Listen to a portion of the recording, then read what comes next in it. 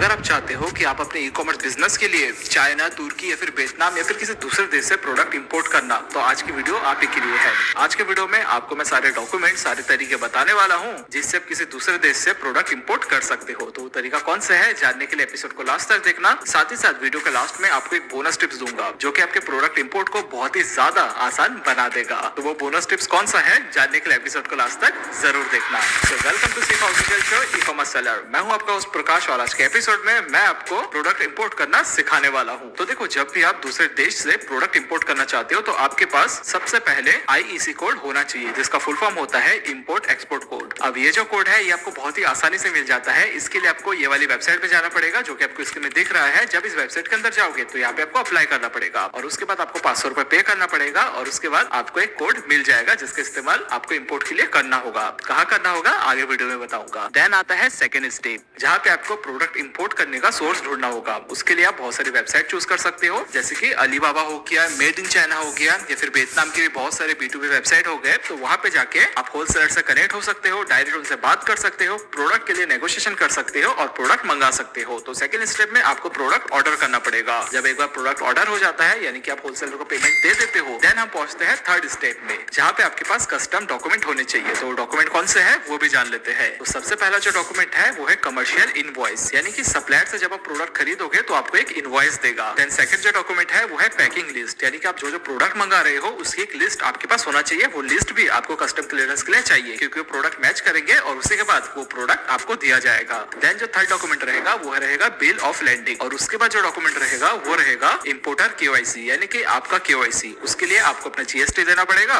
अपना pan card देना पड़ेगा और उसी के साथ आपको अपना IEC यानी कि इंपोर्ट एक्सपोर्ट कोड सबमिट करना पड़ेगा और उसके बाद आपका जो कस्टम क्लियरेंस है वो क्लियर हो जाएगा। देन उसके बाद पहुंचते हैं फोर्थ स्टेप में, जो कि है कस्टम ड्यूटी, यानी कि आपको जो टैक्स है वो भी पे करना पड़ेगा। अब जो टैक्स है वो हर प्रोडक्ट का अलग रहता है, जो कि 0 से 40% तक का होता है और ये पेमेंट आपको कहाँ करना है ये भी आपको बता देता हूँ। मान के चलो कोई प्रोडक्ट आप ऑर्डर किए हो और वो जो प्रोडक्ट है वो फेडेक्स के कुरियर सर्विस से आ रहा है, तो आपको कुरियर सर्विस वाले को पेमेंट करना पड़ेगा। जितने भी डॉक्यूमेंट मैंने बताया है वो सारे डॉक्यूमेंट आपको उस कुरियर वाले को भेजना होगा। मेल के थ्रू भेज दीजिए, आपको पर्सनली जाने की जरूरत नहीं है। वो आपको मेल करेंगे, आपके KYC डिटेल मांगेंगे, देन आपको सारे जो डॉक्यूमेंट है वो सबमिट करना पड़ेगा और आपको जो कस्टम क्लियरेंस है वो क्लियर हो जाएगा। देन जो प्रोडक्ट है वो आपको लेने नहीं जाना है, आपका जो एड्रेस है वहाँ पे वो कुरियर वाले खुद प्रोडक्ट छोड़ देंगे, यानी कि जितने भी डॉक्यूमेंट है आपको बस सबमिट करना है, प्रोडक्ट आपके घर तक आ जाएगा। अब हम बात करते हैं बोनस टिप्स की। देखो, आप अगर स्टार्टिंग में यानी कि पहली बार कोई प्रोडक्ट इंपोर्ट कर रहे हो और आप चाहते हो कि आप झमेले से थोड़ा सा दूर रहो, ये सारे झंझट आप नहीं पाल सकते, तो उसके लिए बहुत सारे एजेंट होते हैं जो कि प्रोडक्ट इंपोर्ट करने में आपकी मदद करते हैं, जिसको आप गूगल में सर्च कर सकते हो। जैसे कि सिंपली सर्च करोगे प्रोडक्ट इंपोर्ट एजेंट तो आपको बहुत सारे एजेंट के नंबर मिल जाएंगे। वो थोड़ा सा कमीशन लेते हैं बट आपका पूरा काम वो करके दे देते हैं। तो स्टार्ट कर रहे हो तो ऐसे एजेंट के साथ आप मिल सकते हो, अदरवाइज आप खुद भी प्रोडक्ट मंगा सकते हो। सुनने में थोड़ा सा टफ लगता है लेकिन बहुत ही ज्यादा आसान है। तो आशा करता हूँ इस एपिसोड से आपको अच्छा खासा नॉलेज मिला होगा। अगर नॉलेज मिला तो इस एपिसोड को अपने दोस्तों के साथ जरूर शेयर करना। मिलेंगे हम ऐसे ही knowledgeable e commerce seller tips के साथ एक नए एपिसोड पे।